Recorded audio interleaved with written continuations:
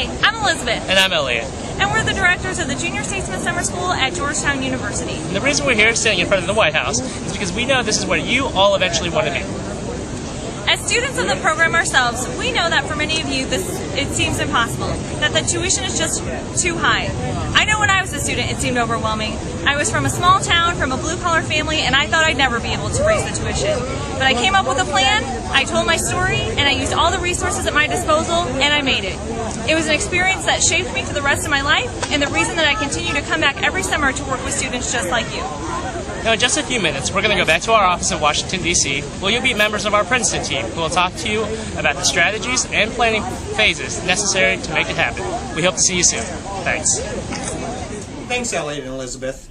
I'm Jeff. And I'm Lindsay, and we're the directors at the Princeton Summer School. We're here to talk about 3 simple steps that you could take to successfully fundraise for summer school. Step 1, make a plan. Step 2, tell your story. And the third step is use every resource available. So let's start with the plan. The most important thing you got to do is figure out how much money you're going to need to get to summer school. We all know the expense of tuition is $4,500, so that's obviously the big line item in your budget. But you should also factor in your travel and the little spending money that you want to have when you're at summer school. So I think all in total a good ballpark figure to start off with is $5,000. Next, you got to figure out where you're going to get the money. What are your sources for revenue? And I just made myself a little list here because it's so long, potentially so long, that I can't remember them all. It starts with you. How much money can you personally contribute towards your summer school? Do you have a part-time job? Do you do babysitting, lawn mowing, little tasks for neighbors, what have you? Do you have some savings of your own? Then you got your parents, your grandparents, your aunts, your uncles, your cousins, your principal, teachers, peers, and then you could even extend this network even further to people in your community. You could reach out to your mayor, city council members, school board members, your school superintendent, your parent-teacher association, your doctor, your dentist, your insurance agent, your mechanic, your neighborhood pharmacist. The list is endless. The key here is that in fundraising, as we've experienced in our years working with students who fundraise for summer school, is that you're probably not going to get that big check of $1,000, $2,000, what have you. What you're going to be looking for is are a number of small donations that can range anywhere from $25 to $50, $100, $250 on up. And believe me, those add up. And so that's the most important part of the planning process, is putting together your budget and then identifying the sources that are available to you who can contribute towards your summer school tuition. Next up is telling your story. That's right. Do not be afraid to brag about yourself. You have been accepted into a program that is exclusive. It is academically rigorous, and you're going to one of the best universities in the country. So remember that. Have that confidence when you talk to people. And also, you need to be excited and you need to be positive. If you have all those things, then people will be willing to give money to you. And if they don't know your story, they won't know that you need money. So first, talk to everyone that you have contact with. From your school principal to the superintendent to your school bus driver. Also talk to neighbors, your parents' associates, and their colleagues and their friends. Talk to your extended family. They probably haven't heard from you in a while and they want to know what you're doing. So talk to your second cousins and your great uncles and so on and so forth. And another thing that people encounter fundraising, they're afraid to ask for money, but don't be afraid. Think of this as being a precursor to your political career. Many of you want to become politicians when you grow up, and politicians, what they have to do is they have to brag about themselves. They have to say why you should vote for them, what they're going to bring back to the community, what they're going to do. And they also have to ask for money to fund their political campaigns. So just think of this as kind of a practice for your future career in politics. And people might ask, why should they donate to you?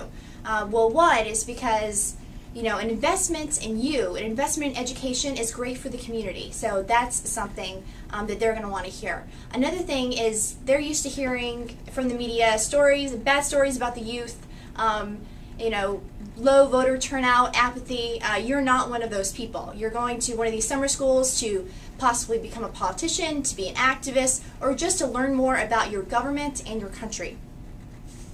They also want to hear that you're not like other students, you're not wasting your summer, you're going to do something good. That's something that they're willing to give money for. Great. And so the third step and the final step is using every tool available to you to be successful. And the most important tool that you could have is our fundraising guide, which you can find online at our website at jsa.org under Download Resources. And really, the fundraising guide will give you the roadmap that you will need to be successful in your fundraising. Another successful tool that people have used in the past has been our online fundraising tool called at jsa.kintera.org. It's amazing. We get many calls into our office from students who are having difficulty raising money. And one of the there are a few questions that I ask them first. I'm like, first, have you applied for a scholarship? And many of them haven't. And then many can see, oh my gosh, I just got a $500 scholarship. What a great help that's going to be. And then I say, have you started your online fundraising website at jsa.kintera.org? And sometimes it's, oh, I haven't thought of that. And then they start their website, and that's a place where people can make contributions directly to you. So when I was talking about all those funding sources and potential funding sources out there, you know, if you send them an email, you tell them your story, and then you provide a link to your jsa.kintera website, they can make a donation directly to you. And it's a very successful way to raise money. Other tools, press releases. Another great way to tell your story is to write a press release, send it to your community newspaper, and you could Google, you could probably do a Google search right now and find a number of students who have had stories written about them and their attendance at our summer schools and their quest to raise money to attend. And it's also a great tool at getting that story out there about you.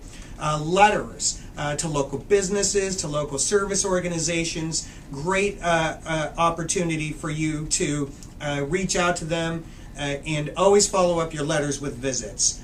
Jobs, like I mentioned earlier, babysitting, cutting lawns, doing little odd jobs for neighbors, little maybe spring cleaning. Visits with local clubs like the Kiwanis Club or the Lions Club or the Veterans of Foreign War or the American Legion or a Mason Lodge. These are the parent-teacher associations. These are invaluable meetings to hold with local community members who will get to know you, and you can tell them your story in person. The internet. I frequently get stories for calls from people saying, I'm having no luck in fundraising. I don't have any family who can contribute money. My parents aren't able to contribute. And I'm like, well, how about local businesses? And they're like, we don't have any local businesses. And I'll say, okay, what town do you live in? And they tell me the town. And I'll do the Google search, and sometimes it'll be their county. Enter the town name, the Chamber of Commerce, and boom, the Chamber of Commerce directory lists, anywhere from 100 to, 5,000, depending on the size of the community, local businesses. That includes their phone numbers, their addresses, their email addresses, and that's a great place to find information about local law firms and other businesses that may be able to contribute. We received a check today, a $100 check for a student from a local McDonald's franchise in a small town in Kansas somewhere. These are all great resources. And then the best resources are the human resources. You don't have to do this alone. Enlist the help of a parent, enlist the help of a family friend, enlist the help of a teacher who has served as a mentor, your principal. Ask them if they could help you carry out this plan, identify funding sources, help you write a good press release, and those are really the best sources. So in conclusion, we're here to say that you can do it. Hundreds of students each year are successful in raising money to attend summer school, and we know and we are confident that you can do it too. So don't hesitate to call us and use us as a human resource as well in the future, and we look forward to seeing you this summer.